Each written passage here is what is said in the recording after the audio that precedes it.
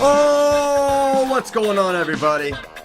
Welcome to episode 851 of FloWrestling Radio Live. I'm your host, Christian Piles, joined today. He's back. Is he better than ever? Oh, yeah. We'll check in. Ben Askren. We got John Kozak. The book tour is done. You know, it's funny because Ben said he wasn't coming back on until we promoted his book harder. Mm-hmm. And so I had to, he ransomed me and he said, you put out this excerpt. I had to type all of chapter 3. He had to type it. Stop. Yeah, we couldn't copy and paste it, so Kozak didn't know how to copy and paste. He had to look at the screen and then type it, but he did it. It only took about a couple hours. 7,000 words.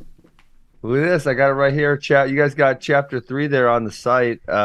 Chat. That's a fun. Listen, that's a fun. If I could go relive any chapter in my life, I'd probably pick that one. Really? Yeah, that was so much fun. I loved it. I mean, I got a pretty good life, but college at Missou, oh my God, I had so much fun. Nice. So how's it been? The celebrity book tour, as I've been calling it. How was it? It was good. I mean, the best part was Missou. I had a really. It was actually crazy because we decided to fly my daughter in because we wanted her just to see all of that stuff that was going on Saturday. So we flew her into St. Louis, and then one of Amy's friends picked her up at the airport because she flew by herself. Because I wasn't flying back into St. Louis until later. Mm-hmm. So then I went and slept there, and I didn't get there till like midnight, and then we'd leave at like 7 a.m. Because I got to run the practice at Missou that morning. Show some technique, talked about some positions. That was a lot of fun. And then Keegan got his painting unveiled. So that was cool. And then we had a tailgate. Was a painting. I just thought it was a picture. Yeah.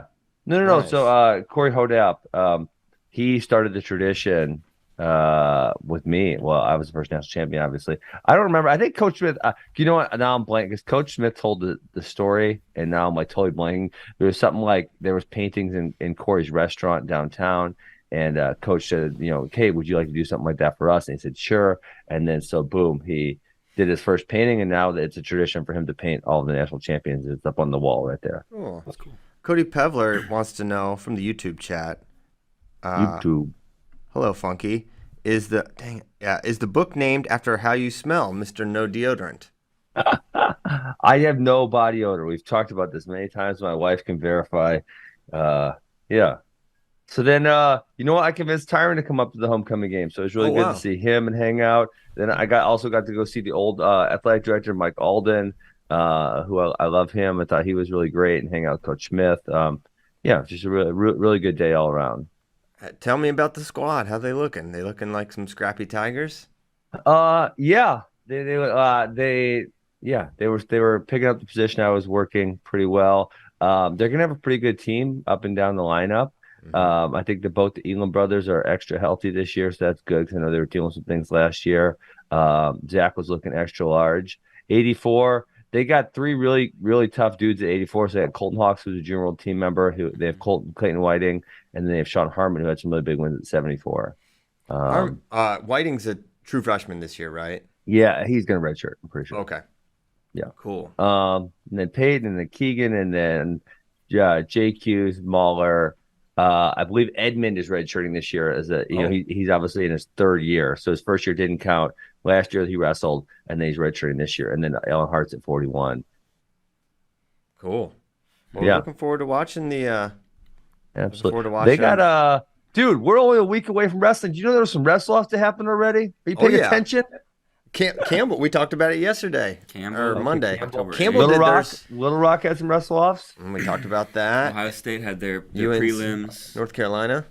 Mm-hmm. North Carolina, I saw State that. Had some too. And then we're gonna have the Ohio State wrestle-offs are tomorrow. I was gonna say this week, and Missou is this weekend also. But I was getting excited about that first. Mizzou's got, I think it's the 2nd week of the season. They got the thing that's in Kansas City with 6 teams. That should be fun. It's actually got a bunch of like AWA teams who have AWA guys on it. So that's what I was getting extra excited about. I know I'm really biased towards my guys. Are you going? I really thought about it, but I don't think I'm going to go. It's going to be live. I was trying to get you guys to invite me, and you wouldn't invite me. So well, I'll tell you. This is straight. If you want to get into it, I'm being straight up. At this point in my life, I have a hard time justifying going anywhere for just fun, you know, like so. But if someone wants me to work somewhere, I will also need it to be kind of like somewhere I want to go, right? So if someone said, "Hey, do you want to come work this camp or whatever?" and I didn't want to go, I would just say no, right? So yeah, so it has to fit in neatly in these confines of my life because my life's pretty busy. Yeah. So yeah. We'll try to keep it in those confines. And my book tour is not done because I'm coming to Austin in November. Where are you gonna go in Austin? FloSports. What? Yeah, I know that. Is that where the book tour is gonna? Is there a book tour component of that visit? Yeah, I'm gonna walk around and sign books for all the FloSports employees. Okay, are you bringing some books? I actually only have like 1 or 2 left. I asked for some more because I sent some out and then I asked for more, so I've not received them yet. Is there a audio version? There is. I recorded it. It was so hard. I tell you, yeah, that was rough. Is it available though? I didn't see anything. Someone said it. Okay, someone said it was. Actually, I need to look this up. Someone said it was not available yet on Amazon, but it was available on Barnes and Noble. So that's what I was told. Let me look real quick. No, well, let me look at it. You're gonna look. I see. Yep, audiobook, but it says $0. So I don't know how. Why that's what's up. I'm gonna get it now. Lord knows Ben ain't gonna mail me one. Yeah. For some reason it's free. Huh. That sounds like a good deal. Yeah. Let's see. Amazon. 'Cause Amazon, I don't think has the audiobook up yet. And that's what people were asking. All right. Well, I see it on there. So I always thought it was the glare on the picture for the cover, but that's actually what the cover looks like. It's just got that light. Yeah, it's got the light in the background. Yeah, but it is also extra like shiny, so it does glare a lot as well. Gotcha. Double whammy. Double shines. Okay, so yeah, some people asking where's Shane Sparks. I'm not entirely sure. I think didn't show up for work today. He maybe forgot or is asleep. Let's see. I texted him. Maybe he's in Huntsville. I really miss Alien Hour. You know, now it's been like a year and a half since Kyle left us, and he promised he would come back and do some Alien Hours, and he hasn't really fulfilled his end of the obligation. You need to assign someone else on the Flow staff. The Alien Hour. No, because you know what? The reason Alien Hour worked because it was a passion project for someone. Yeah, and it really was actually. I don't have someone passionate about cryptids here, and believe me, I'm looking. But yeah, I know we should have him back. I don't ask him much because I just know he's busy. But yeah, he should. We should bring him back first. You were talking about your new passion, the wilderness attacks. Oh yeah, that's my dude. What's that? I'm just listening to all these podcasts about animal attacks in the wild. Oh, why? It's really interesting. Sounds like you're gonna freak yourself out. And you're not going to go outside anymore. So far, that has not been the case. So isn't it like what you do if it's kind of like what you do if this kind of animal, like if a black bear attacks you? Here's a free one. Black bear is attacking you. It is predatory. Is trying to eat you, so you have to fight it. You don't play dead with a black bear. But grizzly, it can be different. There's a lot of different scenarios. And I'm learning this through it's called the podcast is called Tooth and Claw. I really highly recommend the Tooth and Claw podcast. It's good. It's like these 3 guys, and one's like a scientist, and it's one's his brother, one's his friend. They have very good camaraderie, which is a lot of what makes it work. So I find it very, very interesting stories, all kinds of animals. So if you like animals, it's good. It got honestly the kids getting attacked in Wyoming got me kind of on the rabbit hole. Oh, so now interesting. So anyway, interesting. Yeah, that's kind of fun to learn about. Okay, so Tyler has a theory, our producer, that your tweets with Conor strategically are timed with your book release. No, he just annoys me. Well, he annoys a lot of people at this point. Yeah. Well, why does Conor McGregor annoy you? He seems awesome. He gets either high or drunk or both potentially, and then every big fight night he's tweeting, and it's like, dude, you don't. And he's not just tweeting about like what's happening, which I do, and a lot of people do, and you're fine to have your opinion, whatever, right? But he's tweeting about how he wants to fight these dudes or beat them up or whatever, and it's like, dude, you don't fight anymore, like. I made that tweet like I've been retired 3 times and I still fought more times since 2019 or 2017 than you have. That's 5 years, right? Really? He doesn't fight. I've been retired 3 times and I fight more than you. Like, give me a freaking break here. Like, you're retired. He's not in the USADA testing pool. He doesn't actually want to fight. Like, shut up. That's it. I just got annoyed. Okay. Yeah, it is. It is. He just kind of like wants attention. It's sort of obvious. Well, I think in his, I think he really. I mean, I mean, obviously, maybe there is some attention seeking there, but I literally think he just gets drunk and high, and he thinks like, "Oh, I want to fight these dudes," and then, but he's like, then the reality of the situation is he actually doesn't because he's not in the USADA testing pool, so he's not even eligible to fight. Like, come on. How long do you have to be in the pool before you can fight? 6 months. Well, yeah, Really? for him it's 6 months That's because he Dana opted said, out. Yeah. Oh wow. Yeah, He just wants to juice. Yeah, he's got to be. He's so- big. yeah, he got big, so he's obviously using. Why is he getting something big? What's he getting big for? If he's not, I if he isn't who fighting, knows? He doesn't fight anymore. His ego. I don't know. He looks pretty strong. Yeah. I mean, yeah, he looks strong, but I mean, he literally, if you look, and I'm gonna look it up, right? Because I did look it up the other night because I was like, this dude doesn't fight anymore. He's fought, I think it's 4 times or something since 2017. It's terrible. I mean, okay, 2018, so he didn't fight. He didn't fight in 2017. 2018, he fought Khabib and lost. 2019, no fights. 2020, he fought 1 time against Cerrone, and that was, blah. And then Joke. since then, he lost twice in 2021 to Dustin Poirier. That's it. That's it. What a That's beast. it. Like, either fight or don't fight. Like, but stop talking about fighting people when you're not gonna fight people. Man, Cowboy Cerrone, just thinking about podcasts and great stories. When he's on Rogan talking about his like diving, he like I don't think I heard that. Oh my gosh, this story is crazy, and like, Cowboy's like an amazing storyteller about it. But like, he basically almost died doing this very dangerous type of cave diving. I think is what it's called. And basically, he almost died. And he tells his whole story. He's like literally preparing to die. Just look up Joe Rogan, Cowboy Cerrone, diving, and it's Okay. It's awesome. You'll like it. Right now, I'm listening to this. There's Lex Friedman. Okay. Right now, Sometimes I no, wish we hold could on. focus.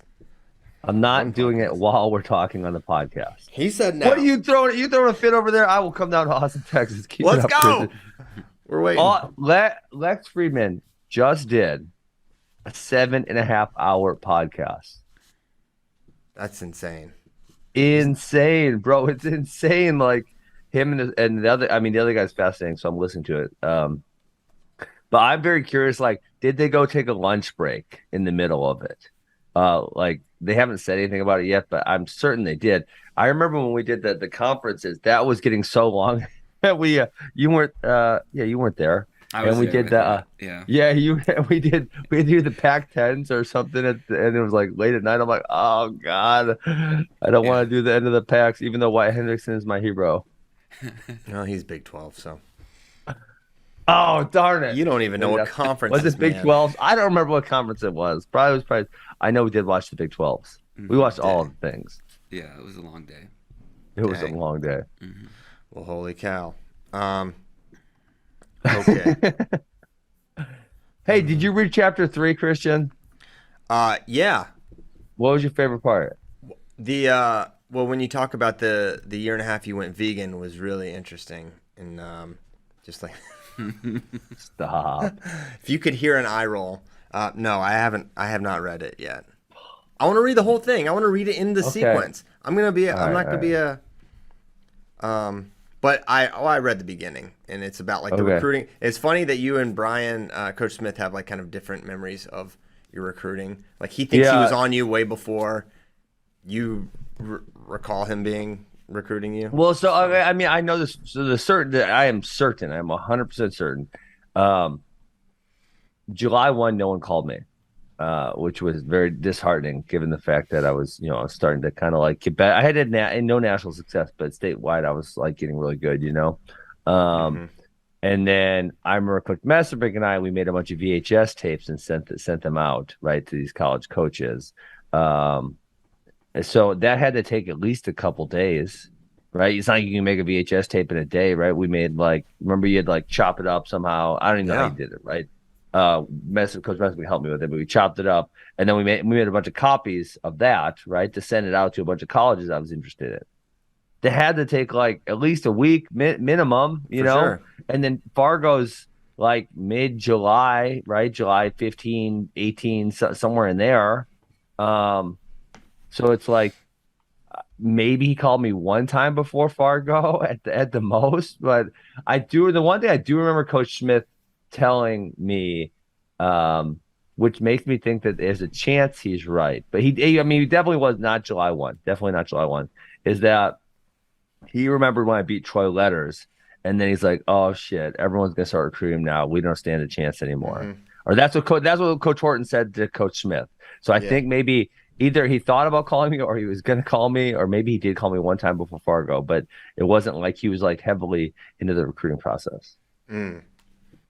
Okay. What it was, I didn't realize how much you had kind of hoped you would go to Wisconsin growing up. I never really got that impression. Yeah. I knew you were from there, obviously, but a lot of state pride. Yeah. Yeah, and I'm glad. I'm glad I didn't, because it probably wouldn't have turned out nearly as well. And that you were a big fan of Donnie Pritzloff was very ironic to me. It's like, well, he was the only guy that was the man. Yeah, I know.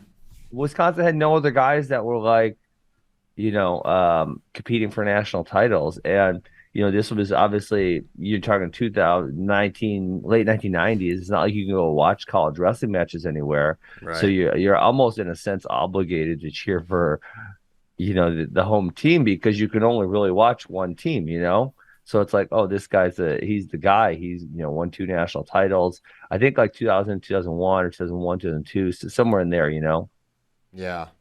Well, that's while I was in high school. So yeah, I was like, and then I liked the club coaches at the very end of my high school career were Troy Steiner, and then Terry was also a state coach, so I got to know them, and we did like some of the Wisconsin state club camps and stuff were at the Badger Wrestling Room, and people would be around. So yeah, that type of stuff. And the only part I don't like, and it's not that I don't like it, but I just don't like that it's true. Just the Barry and Ben friction, because Barry is just one of my favorite people in wrestling, in the whole, so I don't like that. It's unfortunate how an adult treated me, and I don't like that. And so it's fine. I mean, listen, that's fine. People will do things you don't like. I don't expect all of my enemies to be yours. My enemies can be your friends. But yeah, he didn't really recruit me. They gave me a 10% scholarship offer where, by the end, most of them were close to full rides, if not. And then it came out to me afterwards, if you're like college coaches, he was literally telling them, like, don't recruit that kid. He's no good. He does this, he does that. His, blah, blah, blah. And then I even remember, I don't remember which flow employee it was, but there was a flow employee who said Barry Davis was still talking shit. He said, "Oh yeah, Askren would be so easy to beat." And I'm like, "Yeah, I guess that's why I went 87-0, dumb. Like, give me a break. Like, get lost. You're just wrong. There's empirical data that shows you're just not right. So give it up already. Say you made a mistake, say sorry, and be done with it." This is like now you got me all fired up. Sorry. It's just like, why do we want to where's not acknowledging reality? No, Barry, I went 87-0. I won 2 Hodge trophies. Like, get lost. I'm not easy to beat. Like, you're freaking being ridiculous. Yeah. Well, obviously you're not easy to beat. I think it's a great time. We have Barry Barry, Davis on the line. Come on. Shane Sparks couldn't make it, so we got Barry. Where's Barry Davis? I would happily debate him. I would happily debate him. I remember he was telling someone at Flow. I don't remember who it was, because I'm friends with a lot of you guys.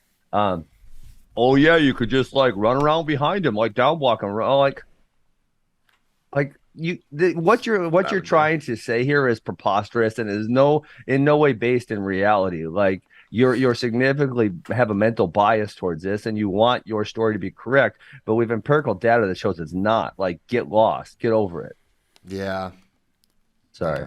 Yeah, maybe we should have him on. We should move on. Next topic. We should do some healing. Yeah. I need this healed. Yeah, he needs to say sorry. He needs to say, I'm sorry. If there's anyone in my life, and I have went back and done this for certain people, if there's anyone in my life that feels this way about me, that I did something to him that's wrong, like, I would love to say sorry. Like, I'd say, you know what, you're right, I messed up, and I have done this to a few people where I felt like, when I was younger, I may have done or said something that I didn't really agree with. Now as an older man, and so yeah, you go say sorry, you make up for it.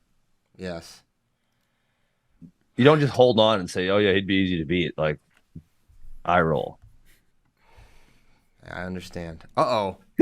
We do have someone calling in. I think Shane maybe is coming, on his own time. Hollywood Shane Sparks. Is he here? Listen, Guys, the show doesn't start till Sparks rolls up. I would love to give you some real good elaborate deal. I was on a call before and completely forgot that it was Wednesday, even though I talked to Tyler yesterday. So my apologies. I'm losing it. Wednesday, baby. Let's go. I'm It's losing okay. it. Better late than never. You just missed some Barry Davis talk, which Yeah, I got heated for a second, Sparks. I got he heated. did. I'll definitely go back and watch this recording because I read read a good chunk of your book on that excerpt, that Flow post, and I was curious about that. So I'll definitely go back and get caught up on that. I'll bet it's good. We need him to squash it. Need him to squash it. Wisconsin needs it. Wisconsin needs this beef squashed. There's a lot of beefs in the state of Wisconsin. Ben needs that needs squashed with Ben. Actually, I don't have beef with very many people in the whole world, but unfortunately, a couple of them live in Wisconsin. And that's not even getting into listen, guys. I hold my standards. And I have very high moral standards, and people need to meet them. And if you're not meeting moral standards, I'm sorry, I'm not going to look the other way, and I'm not going to let you off the hook. That's simple. Not getting off the hook. All right. Another Wisconsin reference, right? Like it's a muskie on the hook, not getting off. Exactly right. We love those muskies here in Wisconsin. Man, we got so much Wisconsin happening right now. We're not even going to get into the Avery family and their scrapyard. We love them. We love the Averys. The pride and joy. The Averys. Yeah, Netflix. I think we might have talked about this before. I mean, Netflix owes Wisconsin a great they just did a Dahmer one. gratitude. I didn't watch this, but they just did a Dahmer one too. So they're really crapping on Wisconsin. Yeah, I watched the Dahmer. It was it's been done a handful of times, so no big surprises. But I was in Arizona at an Arizona State wrestling camp. That was July of 1991. I remember, eating the cereal or whatever. And then I don't know if it was ABC or, one of the major networks breaks in with breaking news about some guy in Wisconsin that eats people. Well, I'll give you guys this real quick. So I get a friend of mine that's a comedian, and I'll clean it up a little bit here. But if you meet people, it's like, hey, Christian, where are you from? Christian's from Virginia, and we have this and this, and it's awesome, cool. Yeah. Kozak, where are you from? Kozak's from Michigan. We got, the great this and that, whatever else. Mm-hmm. Oh, that's awesome. Ben and I are from Wisconsin. We eat people. Yeah. I've never eaten someone. Yeah. All right. Wow. There you go. Ben putting it out there. Yeah, it's not good. I mean, I was going to watch the Dahmer one, and then Spay's it was so freaking dark. And for Spay to say that, I was like, oh my gosh! All right, I'm not. You didn't want to touch it. Spay spends his, he watches every World War II documentary. He's watched some dark stuff. So if that's and he dark, listens to metal music, which means you're a little bit dark too. He's kind of a bad boy, Andrew Spay's Spay. a bad You should have He's seen a him at metal the. guy? Oh yeah. Really? Big metal big time. guy. I just don't understand how you can, and everybody's got their own. I agree. Whatever. That's the worst I don't type of get music that. Like, ever, how can you? Most music makes you feel pretty good. Gets you in a good. I mean, Yeah. The metal music. I went to. God, it was called Rock USA in Oshkosh, and they got. Isn't that? I thought it was Country USA. No, they had that too. Oh, But you I went to that saw- too? I think it was the band. If I remember right, I saw it was just one of the acts out of they play probably 6 or 7 in a day. I think it was called Slipknot, and it was like, Oh yeah, they're from Iowa. guys wearing like pig masks, and I mean it was out there. Yeah. You had to It drink. was- You had to drink some damn. blood. You don't even know what the Yeah, blood's from. yeah. I don't know about the heavy metal music. I got some questions about that. I'm not a heavy metal guy. It's just Me neither. overall a dark scene. Yeah, Some dark people scene, like it. sure. A lot of people like it. Kozak, can you calm it down a little bit today? Can you bring it down? Yeah, sorry guys. He's been raging. Sorry. He's been raging all morning. Okay, well, Shane, what's up? You got this top 16 countdown. What? Why the number 16? I missed that part. They had Andy Katz did men's basketball. It was Katz 22, catch 22. Mm-hmm. Mine was a playoff of Sweet 16, basically. Smart Yeah, 16. I'm like, yeah, all right. So what is it like? 16. Sweet Shane's top? Yeah, 16? pretty much. Yeah, that's it. Sweet Shane. They did one in women's basketball. I don't know if they have one in hockey. I'm not sure, but yeah, a lot of talent in the Big Ten. So you're naming the top 16 athletes? Yeah, top 16, and it was not. Yeah, I mean, you could look at it a million different ways. Well, I mean, come on, give us some dirt. Let's go. Where's Max Mirren? Where's Max it's Mirren? pretty simple. I mean, the top 5 are going to be, pretty simple, right? I mean, it didn't take a lot of. I mean, you could maybe. I mean, I had Carter Storace, I think, at 4, Brooks 3. I mean, you could probably go. I mean, I'm a huge Carter Storace guy. I mean, that's a guy that I just. So Spencer, you put Spencer Lee at 5? Yeah, Spencer. No, yeah, Spencer's at 1. But I mean, okay. I will continue to say, like, and I know, guys, we beat this dead horse a billion times. So I'm just going to make a quick reference. We'll get back on track. Talking to Kyle Klingman this week, and I never realized Kyle Klingman had Kyle Dake's college accomplishments #1 over Kale. I'm like, man, you're the only guy I've ever heard. I can make Klingman does? Yeah. Oh, gosh. I make an argument on that too, and I get hammered. But you would have to be hammered to make that argument. Actually, I would say. Is he that much of a Hawkeye homer and he hates the Cyclones? He's going to do that? No, but I think that the debate can be made. You can make the debate. You can. Just like you can make the debate. I disagree. You can make this debate.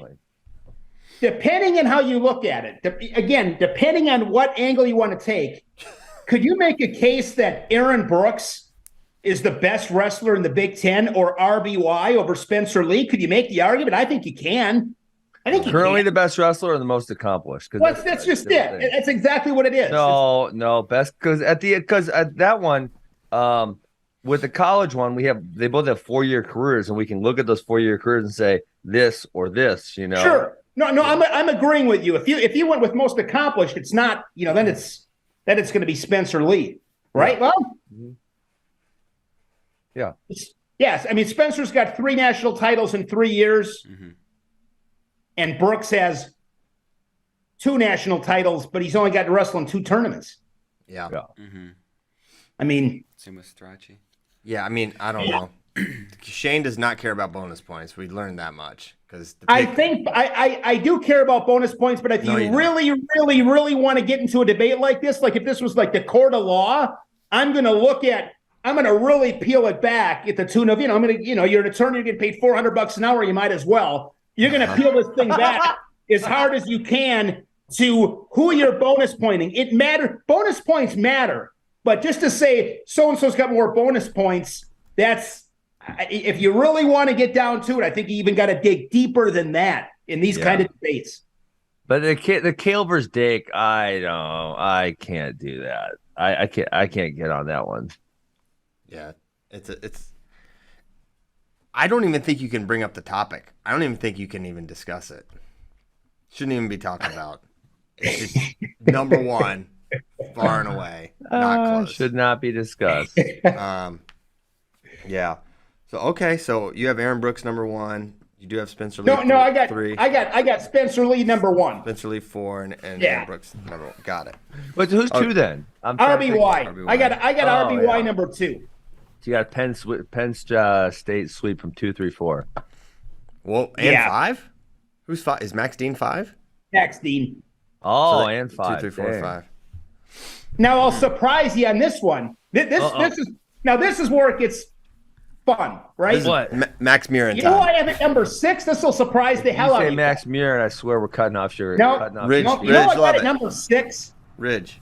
And this is the thing where Ridge #11. I just looked at his Twitter feed. Yeah, I got Austin Gomez at 6. Yeah. Wisconsin homer.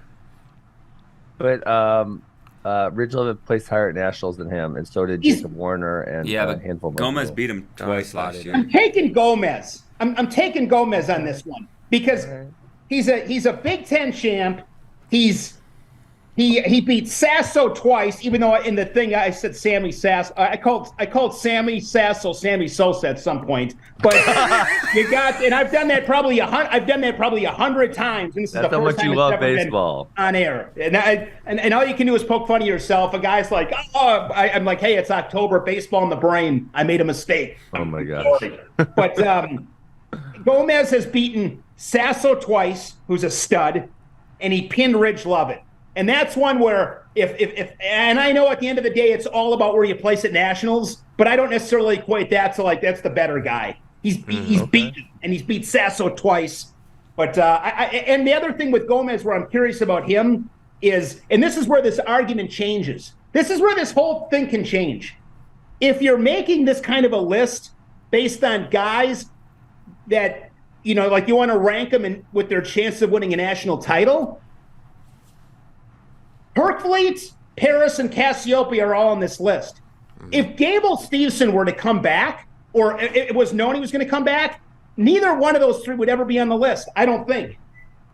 Wait, what? I thought we were saying best wrestler, not most likely to win a national title. That's my point. Because some people with Gomez at 6, they'd be like, Gomez at 6, he's not going to win the national title. I understand. I wouldn't pick that, but I'm still taking him at 6. Am I making sense? Yeah, I agree with you. Yeah, I'm with you. It's just if you had to rank the top 16 guys based on how you think they're going to win a national title, it's a completely different list. Yeah, Completely different. Man, Mason Paris, because he's All-American twice, and he probably would have been he obviously would have been in 2020 as well, because he was the number 2 or 3 seed, something like that, going into NCAAs. So it's like, I don't know, Shane, you might got to put Mason Paris a little bit higher, buddy. The hard part with that is Mason Paris has never beaten Kerkvliet. No, he's lost to Kerkvliet, twice last year? He has beaten him, though. He didn't beat him last year. He didn't beat him last year. He lost. Was he 1-2 against Kerkvliet last year? No, he didn't. I think he was 0-2. 0-2, and then I think he beat him the year. He beat him the year before, I believe. I'm looking at Mason Paris. I forgot how good he was in that 2019-2020 season. Monster. Why did he must have really had an injury last year, because he was 28-1 with 11 pins and 7 other bonus point victories, including a pin over Anthony Cassiope. Yeah. Yep. 0-3 against Kerkvliet. I don't know what was wrong with him last year, but I mean he's a guy that I think. I mean, if he's right, obviously that heavyweight's going to be awesome, I think. Yeah, and 2021 doesn't have. I don't see his full record on here, but he was killing dudes. Pin Gannon Gremmel, major over Laird, pin Cassiope again, major over Kerkvliet. I mean, he was mauling dudes. Yeah. Yeah, so he puts them out there on Instagram after NCAAs that he had a herniated disc in his neck. Okay. I think it was at World Team Trials in October, and then that's why he missed a lot of the beginning of the year, and so he rehabbed it back. I mean, Kerkvliet and Paris, just off the top of my head, probably the most. I mean, that's one of the matches I'm looking forward to most in the whole season. Yeah. Yeah, and Kerkvliet Cassiope at the All-Star is really interesting because he's been right there to beat Cassiope at Big Tens, and then he lost in a crazy one. So how much is he? Yeah. Yeah, I'm really curious to see how that weight class plays out. Yeah. And the one thing, too, and this is a whole nother, it is what it is. I shouldn't be touching this with a 10-foot pole. I should just be staying away. But this is one where the Big Ten, chances are, nobody's going to get the number 1 seed at the tournament. It's my guess. Well, because Colton Schultz, what are we talking about? Yeah. Well, if someone goes undefeated. Or anybody. If someone goes undefeated, they're getting the number 1. Yeah. Well, let's look. ASU wrestling schedule. Let's see. If you have one loss in the Big Ten at heavyweight, I mean, let's just be honest here. It's like, come on. Rutgers. I got Missou and Tempe. That'll be fun. There we go. Keystone. They're all over the place. Arizona State actually travels a lot because they got the Keystone Classic in Philly, Cliff Keen, then Midlands. Oh, they're wrestling in Austin. I totally forgot about that against Cornell. There we go. Yeah, it's the first week of January. Cliff Keen. Nice. Yeah, Colton will hit someone. Yeah, hopefully Cliff Keen you'll hit Paris. And then Midlands, would he hit? No, not Tony. Tony won't be there, and Kirkfleet won't be there. Is Iowa really not doing Midlands? They're doing their own little tournament. They got their own Soldier Salute. Who's going to that one? Troops, and Hawkeyes. Yeah, it's for the Army. That'll be a great event. Which other teams? Damn it. Yeah, they are. The Troops are all one team. They make one super team. I don't want to see Hawkeyes wrestle any Troops. I want to know which actual teams are going to be Iowa, there. Columbia, South Dakota State, Citadel, Northern Iowa, Bellarmine. What? Well, they're actually wrestling Wyoming, Northern Iowa? VMI. Man. That is not a very good... According to WrestleStat. Where can I'm trying to click on this roster here, and I can't find anything. What roster?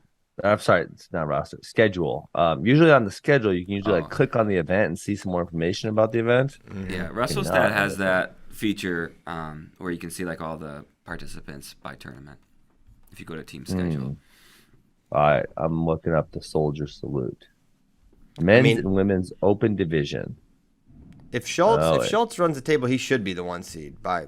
Well, he's going to. It says they're going to Cliff Keen, which if he goes to Cliff Keen, beats Mason. Even if Mason's not there, that's not really his problem. Well, that was kind of the thing last year. Weren't they supposed to wrestle? Well, that was Kirkfleet and Schultz were supposed to wrestle, and then they didn't. That was not cool. That was not cool. But apart from that, Colton proved it at NCAAs. Yeah, he made it. He did. Beat Paris. So in general, I can agree sometimes, but I think he would be the rightful one if he goes undefeated. Yeah, based on all that info. Remember how terrible it was during the Corona year of people not showing up to matches? That was so frustrating. A lot of not wrestling happening. A lot of not wrestling. But let's hope to God that gets better this year. I mean, that's another thing. I know the horse has been beaten dead for a long time, but that drives me nuts. It's so bad. I mean, you go to wrestle. If I was being recruited, and I'm going to wrestle in Division 1 because I want to wrestle. That's why I'm going there. And I would let the coach know. And again, maybe I would never like to stand. I don't know how this works. I'd want to make it very clear. We have to do away with that phrase for you because every time you say it, I'd make it very clear that if I'm at a tournament and I lose, I'm wrestling. I'm not protecting seeds. I'm wrestling. Everything else will work itself out. I want to get better. I want to wrestle. I want to compete. I'm sacrificing all this stuff. I'm doing it to wrestle. Not so I can be gone for 3 days and maybe I lose on the front side, then on the back side, then I don't wrestle anymore. I'm not doing it. I'm out there, and if I lose, I lose. There you go. I love it. Shane Sparks is doing the backside matches. Sparks is He's wrestling. we'll call him the McKee of our podcast. Absolute guys. Think about going to wrestling tournaments. It's hard to win it, and that's great. But those guys on the backside, I mean, I'll give you the one example that comes to mind for me. Nick Lee, freshman year at the NCAAs, gets pinned, I think, by Ryan Deal of Maryland. Mm-hmm. Yep. And I know that's an NCAA tournament, so you're going to keep going, but that run was awesome. I mean, there's always guys that do that stuff, and I just think it's awesome. And when you can do it at a tournament that's not the NCAAs, I just think it just tells the story about you. Like, this guy's here to compete, and he's not worried about losing. It happens, whatever. Like, get over. I mean, and to protect seeds, if that's in fact why you're doing it, how many times do you go to the national tournament and some kids, it's like somebody's ticked off because somebody's a particular seed when the tournament starts, and then based on the way things happen, it really worked out well for them. Like, just you can't worry about that stuff, can you? I don't think I honestly think it's very rarely seed protection, and it's just like the wrestler coach's decision, and it's like they're just doing this weird risk reward. I find a balance here though, because like Sinclair in the finals of Super 32 was like, I don't know, he probably could have wrestled, but it wouldn't have been nearly as good as he could have, and there's obviously a chance for further injury. So if you're in the middle of a college season, if it's injury legit, that's one thing. If it has something to do with an injury, 100% fine. Yeah. It just happens so often there can't be that many guys injured, right? I mean, it happens a ton. Yeah, there's no way they're injured that much. Especially, I mean, the majority of these college programs aren't, because I was just talking to Coach Smith about this, they're not going nearly as hard as they were, 20 years ago, where they're going live every single day and like banging heads. And they're kind of, a lot of programs have turned it down a little bit. Yeah. It's definitely shifted a lot. I think there's a lot of caution with competition. I think there's a lot of guys that just don't want to lose, and after they lose, they just kind of pack it in. I think the coaches, a lot of times, I think it may seem backwards, but I think a lot of times, like, the athletes are kind of making the call more so than the coaches. That's not good. Hey, you want to hear a funny story? Love to. Coach Smith let me do a mental Monday with the team on Saturday.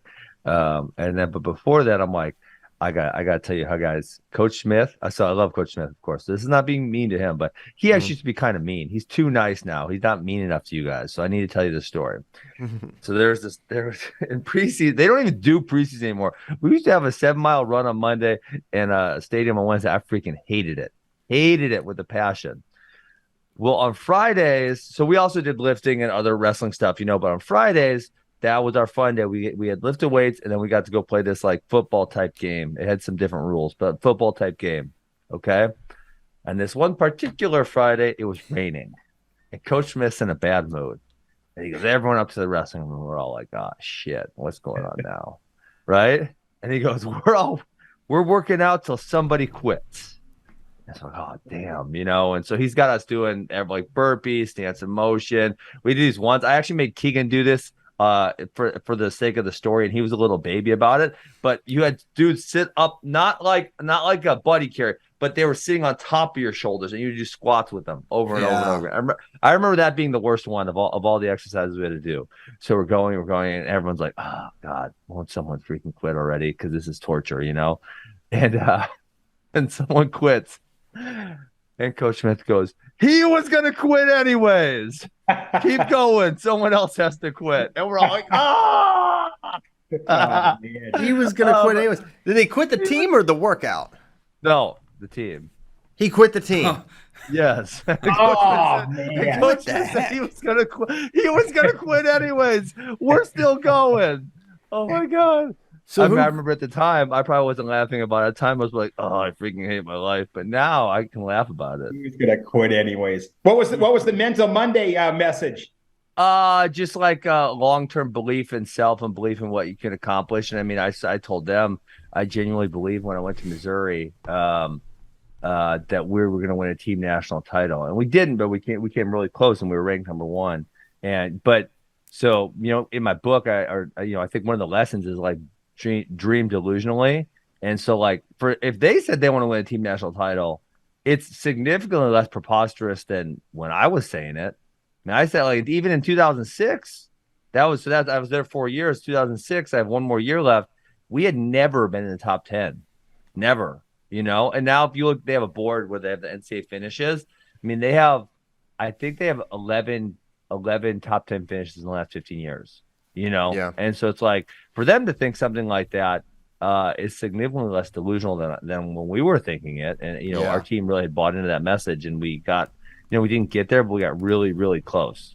Yeah, that's awesome. Yeah. So, but I want to hear the end of the story. So one guy quit. No, finally then he just kept torturing us, and finally someone else quit. So 2 people did in fact quit the team that day. Yes. Man. But the best line is he was going to quit anyways. That was the funny part. He quits, and everyone's like, yes, he quit, And then he goes, no, he was going to quit anyways. We're still going. Man, how humiliating for that guy. Oh, yeah. You don't want to be that guy. Well, the other one that I remember this one, and it was like the first stadium of the year, this one dude, I don't even remember his name, because I mean, right, he's on the team for like 2 weeks. You have like a couple weeks you're there, and then I think like the 3rd week preseason started or something to that effect. Mm-hmm. And the stadiums were. Someone was asking me this the other day, and I didn't think of it in the moment, but they're like the worst workout ever for me. Stadiums, worst workout ever. Like, if there's one workout I don't have to replicate, it's the stadiums. I freaking hate those. I mean, right now I'm not nearly as in shape. I probably wouldn't even make it through some of the stuff we did. I probably would literally like fall over and be like, I can't go up any more stadiums. This is terrible. Anyways, this one dude, we start doing the stadium. So you do the snake first. The snake is up and down and up and down and up and down, and then you run back up and down. And then you do that, you go up to the top, over and over to the top, and you're in your lines doing. And so we did the snake, and then we're doing up to the tops, and it's up, down. And this one dude, I don't remember his name. He goes up the stairs, and he's on the row where it's Coach Pritz, and he goes, "Man, this is too hard. Ain't for me. I'm out of here." And he just kept running. And we never saw him again. He ran all the way to the locker room, got his shit, and he left. That's it. Like Bo Jackson run through the tunnel. I'm gone. He just kept going out of the stadium into the locker room, got his stuff. We never saw him again. I don't even really remember his name. Did you ever think He's about probably another guy was going to quit anyways, right? Yeah, we did. No one forced him to. Were you ever? What's the closest you ever came to quitting wrestling in your life? Other than when you did quit. Probably a stadium. Stadium. That was it. That's your rock bottom is running. That was it. Every Wednesday I was like, oh God, I freaking hate this. Hey, real quick, Christian. How can I not be here? So, that picture that you had on Twitter, was it last week with somebody with a baseball trophy? Was that really Ben? That was really Ben. Yes, that was me. They sent me a ton. They sent me a bunch. Hold on. I swear I sent Christian Piles a book, and he claims he didn't get it. I'm gonna find it here. Oh, this is a good one. This is me and Coach Massenbrick. Look at this one with the afro. Can you tell who is in the background, Christian Piles? Can you tell? I'm not sure who that is. This guy right here. It's a beast. Is that Chris Pendleton? Nope. No, Definitely Johnny not. Hendricks. That's Johnny? Yeah, he won. That was the year he won. He won that. He won that breakout that year. Yeah, that one. Here we go. Here we go, Shane. I'm trying to line it up with my camera. Look at him. There. It doesn't even look like your face. You could give me a million guesses, and I would have never, ever. Even when I was like, "Is this Ben?" I'm like, "No, it can't be." I felt the same way. I was like, "Man, it just doesn't even look like you, really." Yeah, it doesn't even look so much like weight. I lost. I got fat, and then in 6th grade, I lost 30 pounds. Yeah. Wow. I mean, did you just not do much and just eat bad as a little kid? I ate a lot. No, I was always active, but I just ate a lot. You lost 30 pounds as a 6th grader. Yeah, I went from 130 to 100 pounds. Dang. This story is, I mean, that is incredible. Yeah, I figured, well, I mean, a little bit was probably getting made fun of at school, a little bit, but a lot of it was wrestling. Like, God dang it. That is crazy. Yeah. Yeah. Well, when you started wrestling, Ben, did you start wrestling that year, like when you were like in 6th grade? In 1st grade, or 1st grade, I think. I mean, were you horrible or not? I was really bad. And then like in 4th and 5th grade, it was one of those where it's like, I placed it at the U-State tournament, but it was more because like I was fat and there were like a really small bracket, Okay. So like maybe I took like 4th out of 7 or something to that effect, Man, that's awesome. Yeah, that's great. Yeah, and so some of the habits that I developed then, I still like. For example, I stopped drinking soda. I still don't drink soda. I think it's gross, right? I stopped eating fast food. I still don't eat fast food. And there's some other things like I stopped eating ice cream, and I'm like, nah. After a while, once I got skinny, I'm like, ice cream's delicious. I'm gonna eat that again. Ice cream's Ice cream's awesome. Yeah.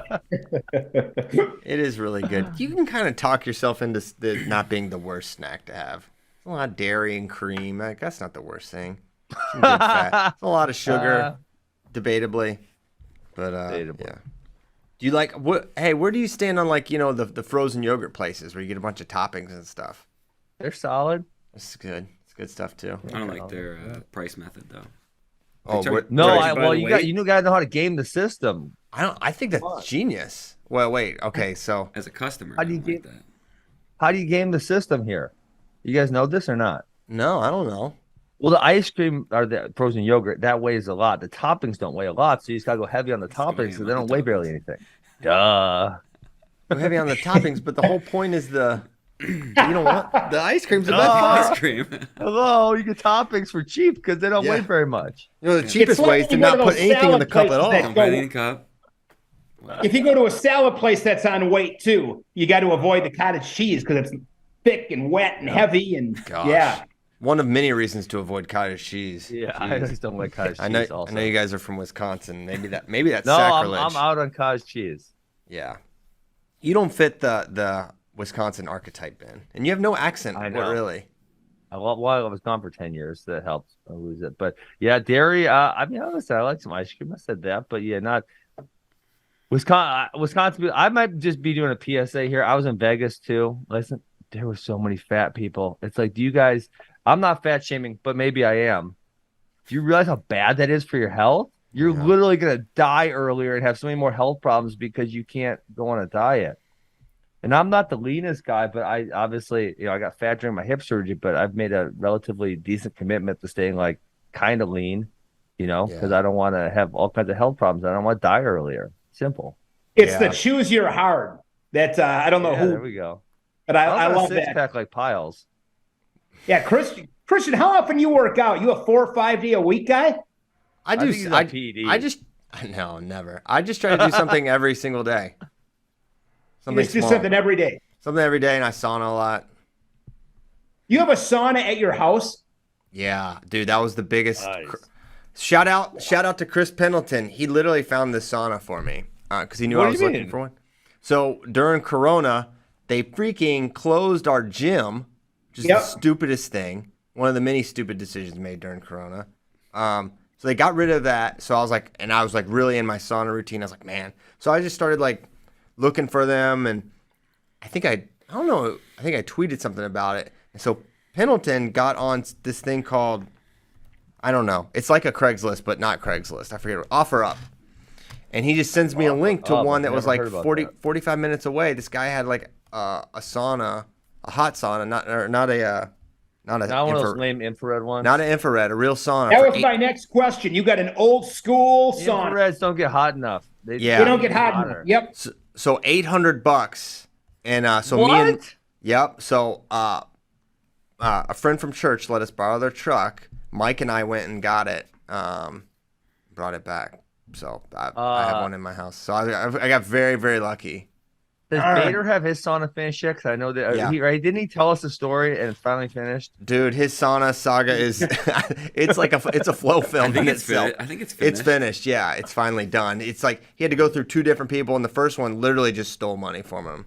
Like just bought all the supplies and ghosted him. And then the other guy was, it took a little bit, but he got it done. So now he's got one. His sauna is definitely nicer than mine. So yeah, shout out Chris Pendleton. He's the reason I have a sauna. $800 is Chris Pendleton's going to come over to my house and hang out after the big cheese on Saturday night. Oh my gosh, the turntables. Well, he's invited. He's invited. I don't know if he accepted my invitation. He said, I'll think about it or something. Who's that? He said, I'll think Pendleton. about it? Chris. Well, I think he's recruiting someone, so I think he maybe wanted to go spend time with whoever he's recruiting or something. I don't have my phone on me, so I don't remember exactly what he said. See, like, so Barry is like that. When Chris, a couple of years ago with Chris, I was like, man, I like Ben so much. Ben's my friend. Pendleton's an awesome dude. I was like, these guys should be friends, or they should at least be, friendly and cordial. And so it's good to see that. I feel the same about Barry. I don't think I was ever not friends. I was kind of like just indifferent to Chris. Yeah. I hadn't spent time with him at all, yeah, of course. Yeah. So, the Bader, this is so funny because this is like, it seems so weird, but it's pre-cell phones. Every Sunday morning when I was in college, or a lot of them, Bader, Jeremy Spates, who's the head coach of Southern Illinois, they would just come over to my house and sauna. Now, they would never call, never ask, because we only had house lines, right, at that point. Or maybe I had a cell phone, but it definitely wasn't like a smartphone. And Jeremy Spates, I don't know what his problem was, but he refused to get a cell phone. He just said he wasn't going to do it. Genius. I don't know what his deal. But yeah, they would just show up every Sunday morning at some point. Never would warn me or call me or tell me. They would just show up and say, "All right, we're sauning now." You had one in your house in college? Yeah, we built one in the basement. Really? God, I want to get one so bad. Like I want to get one. Awesome. Same deal. They're not really that expensive. If you do, this is where Bader should have just flown my brother down for the weekend. My brother would have built him that thing in like a day. Dang. It's like not that hard. You just like build a frame with 2x4s. You insulate a little bit, and then you put some nice cedar wood on the inside and make a bench or two. Boom, you got a sauna. You do need an electrician to connect. Yeah. Let you go.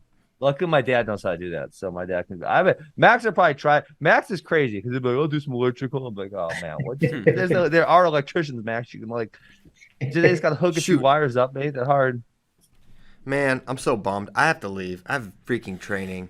Where are you going? Just tell them you're not showing up. I have to go. It's mandatory. I don't want to go, but Kozak's taking over. Y'all don't have to go, obviously, but I don't even think we've talked. All about right, Christian, have a good one. I wanted to talk sauna stuff, but now I just gotta leave. Hopefully this will be done soon. Thanks, guys. Have a good day. All right, have a good one. Jeez. Goodbye, Christian. Bye, buddy. I'll see you over there. We'll have the tacos for you. Yeah. Buenos. I'll see to it. 5 or 6 buenos. Yeah. Cool. All right, where are we going, boys? Now? Because we haven't Chris got is anywhere gone. yet. We can go anywhere we want. What shirt are you rocking, Kozak? This is a shout out to a middle school, high school team I coached in Ohio, West Carrollton. Nice. Yeah, we weren't very good, but we had fun. I actually wanted to ask Christian, now that I look back at the doc, Jim Mullen going to Virginia Tech. They already had a good recruiting class. This makes it significantly better. But I am always skeptical of the football wrestling thing because if they're good enough at football, that football coach is going to say, hey, man, I'm paying for all your college. Why don't you come over here and do a little more work? We talked a little bit about that on Monday, with both their recruiting class and what type of recruit Jim Mullen is. And Bray talked to him, Jim Mullen, and he was like really like realistic. He's like, hey, I know this is hard. I'm committed to it. It seemed like both of the coaches are committed to it. But we were kind of talking in the office too, whereas like for Virginia Tech's sake, like even if he does play football, at least he's there, right? At least he's at Virginia Tech. Yeah. Rather than anywhere else. And then if he doesn't, then you got him. So, but yeah, their class is awesome. So I think they're probably hoping that he's not very good at football, and that way he ends up wrestling a little bit more. Right. Isn't that what you're hoping? Probably, right? Oh, for sure. And he's a much better wrestling recruit at this time than he is a football recruit. We were looking at like where he's ranked nationally. Oh, really? And even even in comparison to Ben Keeter is a little bit higher ranked as a football recruit than Jim Mullen. Yeah, Mullen's like 1,801 ranking, and Keeter I think 1,800. They ranked 1,800. Well, yeah. I mean, you think about their roster size. Yeah, but still, like I mean, like you think about 100. 100 seems like a lot in wrestling. To go to 1,800. They just gotta like, they must just like numerically rank them and then just like hit sort or something, right? Yeah. So this one was like On3 is the website. Okay. And they do like 80. They do like out of 100. So you can have, and they go down to like the 100th decimal point. So he was like 81 point whatever. So. Jeez. Yeah, that's gotta be highly speculative. Yeah, obviously, you also can't get as exact in football because wrestling you see results. Football, you're guessing based on the team and et cetera, et cetera. Yeah. Keeter is in like the 400 or 500 range. Oh wow. Yeah, so he seems like maybe he's a little more realistic. He might stay in football, but yeah. Hey, where's Camden McDaniel going? McDaniel. Oh, did he just commit somewhere? I don't know, because I'm looking at your big board right now, and obviously there's only a few on this when you posted that were not committed. But Jim Mullen is now committed. Mark Anthony McGowan to Princeton. Joel Adams is still uncommitted, correct? Yeah, Joel Adams is still uncommitted. Camden McDaniel is uncommitted, and then Sonny Sasso Nebraska is going to. Yeah. Which one? Oh, McDaniel. Nebraska. Okay. Nebraska. And then Sonny Sasso is Virginia Tech. So Virginia Tech. He's actually committed. So really, Joel Adams is like the only one in the top 40 who is not committed somewhere. Guys, what was the story with Sasso's brother going to Virginia Tech? Virginia Tech, I don't know for sure, but I know Virginia Tech does a really outstanding job of recruiting Pennsylvania guys. Yeah, so, I haven't heard. I haven't talked to them about. Ohio State's kind of full with those upper weights, right? Yeah, right now they are. Well, right now they are, but you would. Well, no, but I mean they got Geog, Shoemate and Shoemate, right? Yeah, so those guys are filling some spots. Sonny Sasso he's so big that there's no way he's going on an 84. Yeah, he's a 97 guy. Definitely 97. Mm-hmm. Yeah. So there's probably just not a spot for him, is what I'm guessing. Yeah, I would imagine. Obviously, they got Feldman heavyweight, so I thought he's going up there. Yeah. Yeah, I like Sasso a lot too. I think he's gonna be really good once he gets the. And all these are all verbals, right? No, signing. Yeah, signing days. Signing's not too far away. We got what, 2 weeks, 3 weeks? Yeah, November. So these guys will all sign then. Yeah. Mm-hmm. Yeah. Between Geog, Shoemate, and Feldman, I mean, if they all stay healthy and they all pan out, that's 84-97 heavyweight for Ohio State. Mm-hmm. So it's not like they can spend a ton more money on that. Yeah, and Ohio State's doing their wrestle-offs tomorrow, and we'll see. I think Mendez is wrestling, Shoemate, and Feldman out of that freshman class. Not Bouzakis or Geog. So, but we hear they might all be at the MSU Open, not this weekend, but next weekend. So nice. we could see all of them, and then 133 looks really good if both Bouzakis and Mendez go in the Open division there. Yeah, nice. So I think Sonny Sasso, Virginia Tech, because they have recruited Pennsylvania guys really well. Mm-hmm. Probably something like that. There's probably some of his buddies or something that are down there. Yeah, I'm not sure. Yeah. Looking at his roster. All right, what else do you guys want to talk about? Yeah. More wrestle-offs this weekend? There's more wrestle-offs. Let's see. Did you guys listen to Zayn at all on I did. Bader's what is show? The command? He had no underwear going in the final. That's kind of weird. Yeah, so he was talking about this on the Bader show. You can go listen to that interview. And I was sitting in the meeting before Worlds where they do the draw. So before the day before the style starts, they get ready to do the draw. But before that, they do like this rules and procedures meetings where they make sure everybody's on the same page, and people can ask questions, and they do like points of emphasis or whatever. So one of the points of emphasis was they didn't want compression shorts coming down below the singlet. They said that's been a problem in the past. We don't want this anymore. So why is it? They just don't like the look of it, or what? I don't know. Their explanation of it, I don't remember them going into it, was just like, this has been a problem in the past. We're making this a point of emphasis, so we're not gonna. I mean, you do look like a dope. If your singlet comes up higher than your underwear, you kind of look a little bit strange. Yeah. But besides that, I don't see an issue here. It's just a style thing.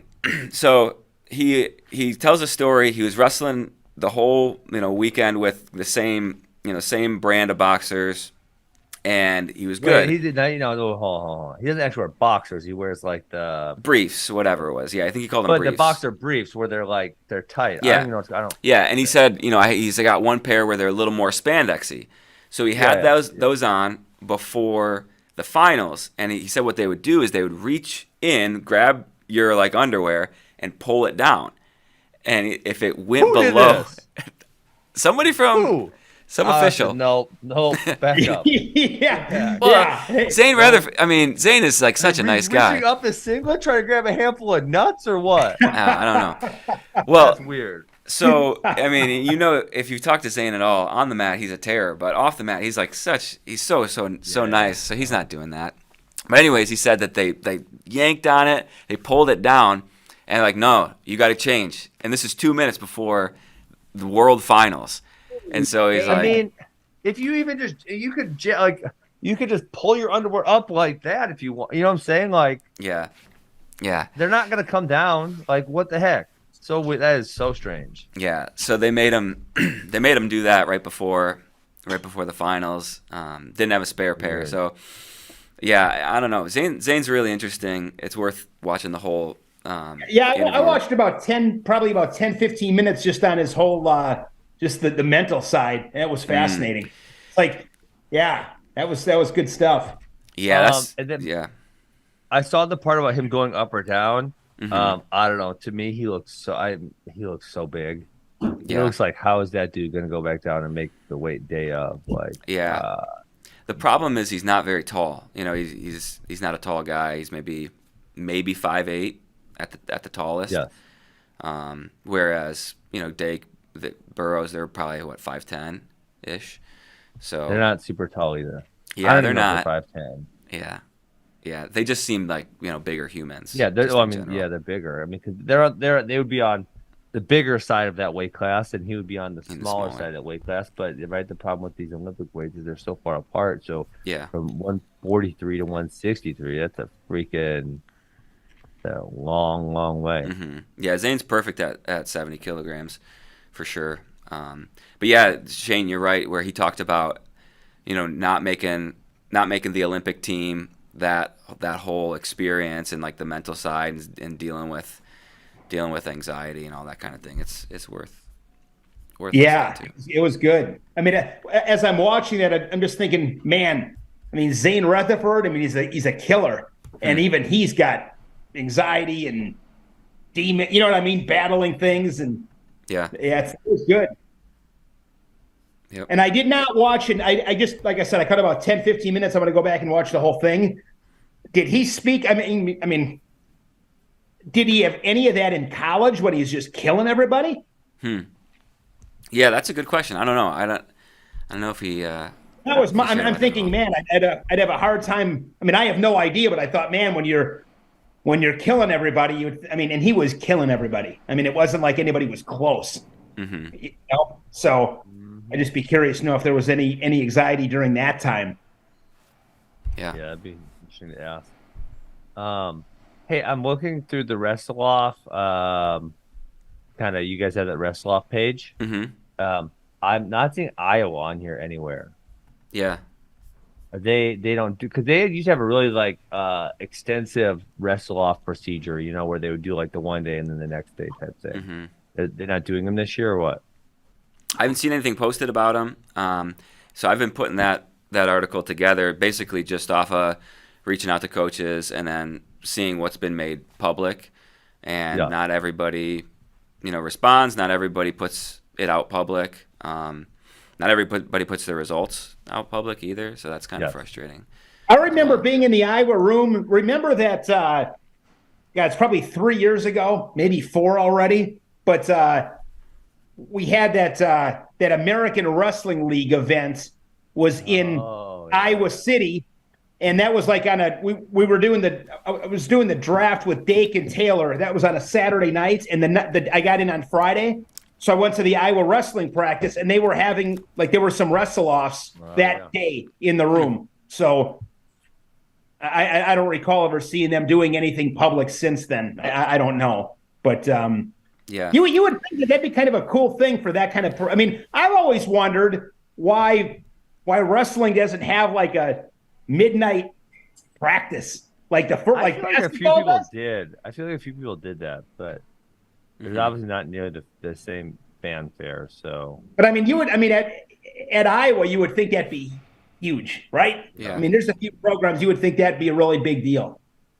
Yeah, and for their lineup, I think, Ben, your point is 133. What are they doing there's not there? a lot of lineup questions for Iowa. I'm looking through the roster right now. Yeah, Shriver and Teskey at 33 is kind of the question. The best one. Who's that 74? That's probably that Swafford. Swafford. Did Nelson Brands have an injury? Is that true? Someone said that last week, but I don't think that was confirmed, right?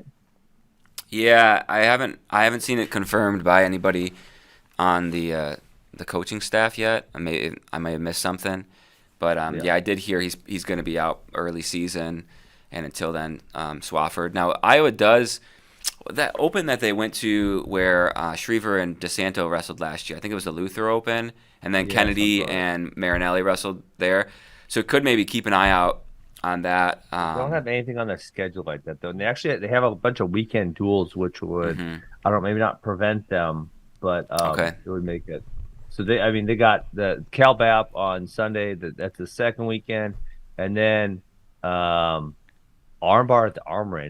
That's in Albany. So they got West Point, and then they got Sacred Heart, and then Buffalo, and then they got Penn on a Sunday. On a Saturday also. So they're kind of, semi-busy on weekends. Yeah, I think you are going to see though a lot of college programs doing more opens as a team this year. I know I talked to Coach Smith, and I think Missouri's going to do 1 or 2 because the redshirt kids cannot compete on it. The freshman redshirt kids can't compete unattached, right? So it's like, well, we're going to take all them. We're going to take all them to be attached. Then we might as well just go anyways. Kind of making it worth their while thing. Yeah, make just take the whole team. Yeah. Yeah. Yeah. It makes sense. I like the that. The way that rule works, guys, is, I mean, can you still have redshirt freshmen that are unattached, or is that gone? Well, first semester they cannot compete unattached. They have to be attached. Mm-hmm. First Okay, so there's no more unattached wrestlers the first half of the season at any open tournament. Yeah. Yeah. Okay. So second semester, though, they can go and compete in opens, which But the problem with that is the second semester there's not nearly the volume of opens. Yeah. First semesters usually has a lot more, and then obviously Christmas break there's usually none, and then second semester there's there's a couple, but not. And what do they get? Four events? That's the deal? 4 events? 4 opportunities to compete attached. Sorry, 5 opportunities to compete attached, but they could compete unattached as well. Mm-hmm. Okay. Yeah. And that's a great. But that would only be second semester, obviously. Yeah. Yeah. Yep. Oh Yes. yeah. When does Iowa State, Wisconsin's an early one, correct? They have that. It's called. I don't recall what the name of the event is, but it's it's like the first weekend, but there's 6 teams there. I can look it up. It's in Jacksonville, Florida. They have a whole bunch of teams there. Okay. Yeah, the Iowa State, Wisconsin. Is that the one you're talking about? Yeah. It's like a term. It's one of the ones where they have pre-selected opponents. Where so it's a bunch of teams one place and they all kind of mix it up. Yeah. So is Wisconsin wrestling Iowa State? They are. Yeah. They are wrestling. Boys, that duel, I'm putting together a preview of it right now. That duel is really fun. There's the premier 165 match between Hamidi and Carr. But then if you kind of go actually wrestle because Carr obviously just competed at the Worlds, and so he's 2 weeks out from that. I don't know if you guys had this debate on Monday, but it's interesting because a lot of those college guys, they look like maybe their freestyle skills weren't quite as sharp. So had they been just wrestling all folk style, and then they went and competed. So you don't think Carr will wrestle in that, Ben? I'm just saying it's only 2 weeks after Worlds, and he was just over there at Worlds, and he actually didn't look super good. So interesting to see if he turns around and competes that soon. Yeah, that duel could be fun. But yeah, 65 is kind of the match to circle there. But up and down the lineup, it's a lot of fun little matchups. Because then Carr would have 2 weeks later at the Classic. Then it's him and Monday. Yes. Mm-hmm. A couple. Awesome. Yeah. I hope he wrestles. Yeah. Yeah, me too. You guys want to answer a couple quick questions and then say goodbye? So Ben, there's one for you. One for you. How come I'm not seeing the questions? Where are you looking at these questions at? I'm on the doc. They're not in the doc, but they're on C-Piles 8 Twitter. Oh, okay. This is the one I wanted to hear you talk about. Just Tanner Huffman says, "Can someone just explain P&L to me? Why does it need to exist? What's the point? What's the point of P&L?" Yeah. Yeah. That's easy. So essentially, it was actually started during Corona. A few of us just started chatting with each other because we're like, hey, we need to do some matches because no one was hosting matches at all. And then obviously they started matches back up. So it kind of dropped off a little bit. But the idea was that all of us kind of had the same thought process on what certain competitions lack these days, and how we would like to see it redone. So then last spring, as the spring of 2022, we started revisiting hey, we all kind of were excited about doing this. And then because competitions came back, we never did it. Hey, let's actually let's do it, And so I'll just, without taking too much time, I'll just tell you a big one, right? A big one is say something even like a Super 32. You're guys who aren't very good, right? So guys in my club who aren't all that great yet, they're probably going to go 0-2, 1-2. They're not going to get a lot of matches, right? So they're taking that big trip. They're only getting 2, maybe 3 matches.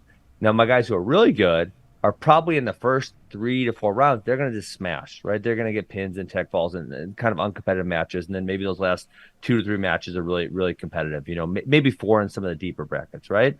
And so we're like, that first event, like, hey, let's just pair guys who are similar skill level with each other and then get, 4 to 5 matches. And because we all really know our kids really well and we're honest about it, we can pair with similar skill levels and it's really easy. Whereas if you let parents do that, listen, I love my parents, so I hope they're not going to be mad at me. But when I looked, they actually put their ranking in first.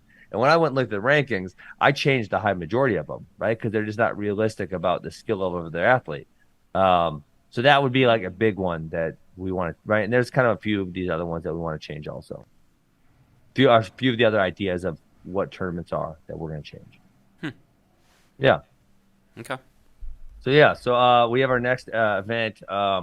So essentially the high school is fall is high school only. Winter it's going to be 5th through 8th grade. So that would be another obvious is like we all just kind of across the board, dude, first graders don't need to go to national tournaments, right? All of us feel the exact same way, but yet all these big national tournaments want to have 6 and under, 7 and under divisions. And we all of us just across the board, that's preposterous, right? You know what the question, Ben, let me interrupt you here real quick. This is what just blows my mind. So if I'm a parent, this is just, I can't even wrap my head around this. If I'm a parent, and I'm talking to high-level wrestlers that have had a lot of success, like you guys, and you're like, yeah, a 6 or 7-year-old should not be at national tournaments. Help me understand how the hell these parents do it then. Why? I mean, not all of them are in situations where they have good coaching, right? Because here's the thing is if you do, let me finish it. So in the winter, we're starting at 5th grade. And in the spring, we're starting at novice division, which is 11 years old at our tournaments. We're never going to do anything below that age bracket. And we all feel it's completely unnecessary. Those kids can do a few local competitions and then grind it out. So, I mean, here's the problem, Shane, is that, yes, if you make a 6, 7, 8-year-old, if you make them do the hard things and kind of grind it out, they are going to get good, right? And so the parent is going to see the results. And then when the kid burns out when they're 12, the coach says, that's not my fault. He just doesn't want it anymore. Well, he doesn't want it anymore because you freaking made him cut a crap ton of weight when he was 6 and 7, and now he has this really negative associations towards the sport of wrestling. So yeah, I mean, I remember I was sitting in one. This is a few years back now. I was sitting in this. It was like a seeding meeting for a youth duel tournament. There was 2 divisions. It was like I want to say like an 11 and under, and then 8th grade and under, something like that effect. Or maybe 12 and under. And then 8th grade and under, something like that. And this one coach, he almost said it in a bragging way. And I thought, like, oh, my God, what is wrong with this guy? He's like, yeah, we have 47 kids in our club, and 44 are, like, 4th grade and younger. And I want to say, like, holy moly, doesn't that tell you something? Like, why is every single kid quitting by the time they get to 5th grade? Yeah. Like, shouldn't a light bulb be going off your head? Like, maybe I'm doing something wrong that I can't keep any kids. 44 out of the 47 are 4th grade and under. Like, and I don't know if I'm exact on the age, but I'm close. Like the general idea is correct. So you're making all your kids quit. So that would be another one. Like, why do all these tournaments have these baby brackets? It's preposterous. So we're doing 5th grade at the youngest. So fall is high school only. We're not doing anything younger. Winter is 5th grade and up, and then spring is going to be it's going to be like freestyle age bracketing where you go novice is 11 and 12-year-olds, schoolboys 13 and 14, and then cadet and junior. Okay. So just different things like that where we all kind of see very, very eye to eye, and we thought, hey, we can do this the way we want to do this.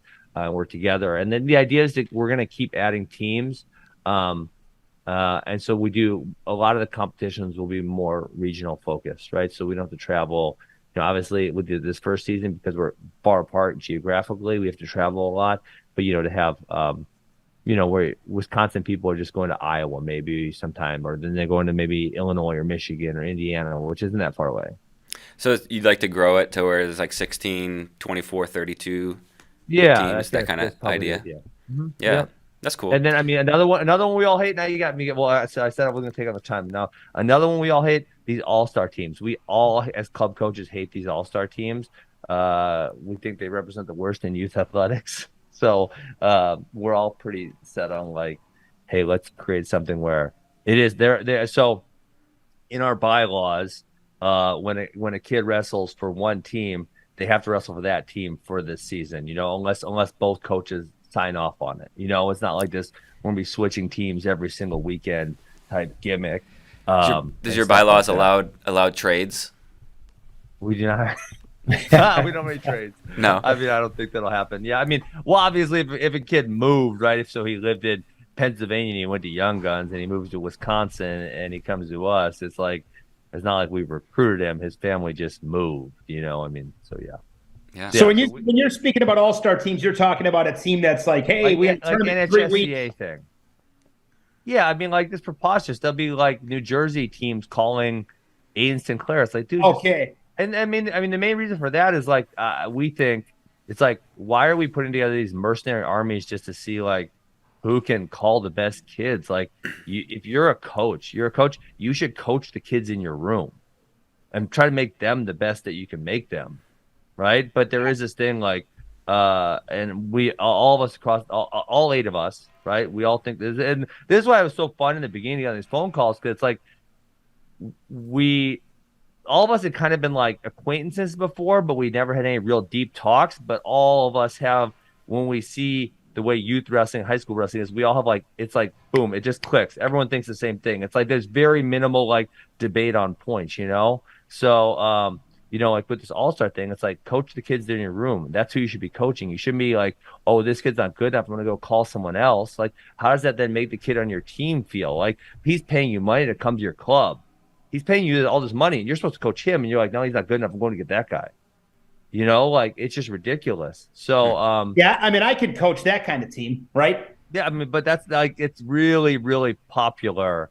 Those things, the NHSCA, and there's a few other ones, obviously, it's really popular to do that. And I just think it's kind of dumb, And then the other thing from a competitive standpoint and a good coaching standpoint, it's like, yes, do you need good matches? And the answer to that is obviously yes. But how are the good matches most effective for you?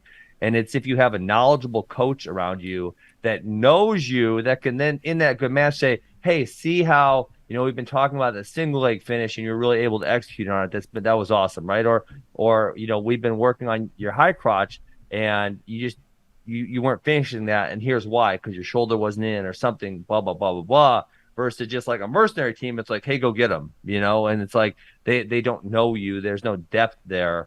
And so they can't really like most effectively coach you, because coaching should be a process by which you're building an athlete over the course of time. It's like you just kind of every single competition you're trying to build a little bit on them, not like go recruit the best guys because you like want to win some tournament. Like, what the hell?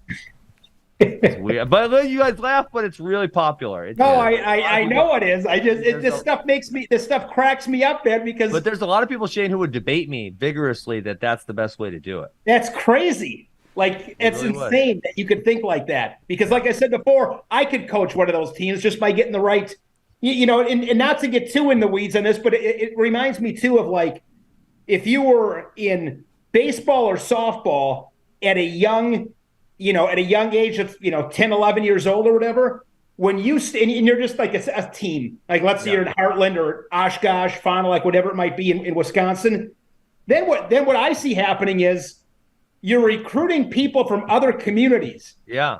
So then what happens? So it's like, you recruit somebody from another community and they got a couple of good pitchers. So now they're the pitchers. Well, what about now when it's time to go to high school? Like, where are our pitchers at? Oh, they're not here because they go to other high schools that are an hour away. Like, what you're supposed to be developing. That's what it's about. But that's what a lot of people have that mindset. And so obviously for us, we're not a community team, but I see it the same way. If someone's in my room, I'm not going to go choose someone else ever. I don't give a damn if we're going to lose. I don't care. I really don't. And there's been a few situations where like we literally have 0 heavyweights. I think there's been 2 situations in the last decade where we literally have no heavyweight, and so we go get a heavyweight from somewhere else because it's not like I'm choosing over anyone. We don't have a lot of big guys because generally they play other sports also, and so but I don't think it's been ever in the history where we've had a dual team where we go and recruit someone from that club, because I'm going to coach who's in my room. That's who I'm going to coach. I'm not going to recruit anyone else. I don't care about the results of a dual meet tournament. I'm coaching who's in my room because they're a client of ours, and my goal is to try to get them better, and that's it. Ben, you get it. Here's a question for you, Ben. This is from the chat, Larry in the chat. He's saying he's just about to have kids that are getting into wrestling at that young age. When is an appropriate age to start driving to like an hour and a half to a club? He says he's about an hour and a half away from Young Guns.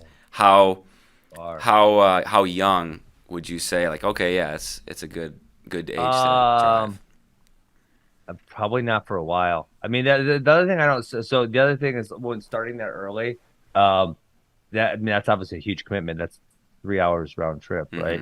Yeah. That's a heavy commitment. So I would just have them in their local community club to make sure they enjoy it a little bit, to make sure there's commitment. Because you think about like you making kids do things at a young age which they have no voluntary, they don't have a decision in the process, right? They're really not even smart enough to kind of decide.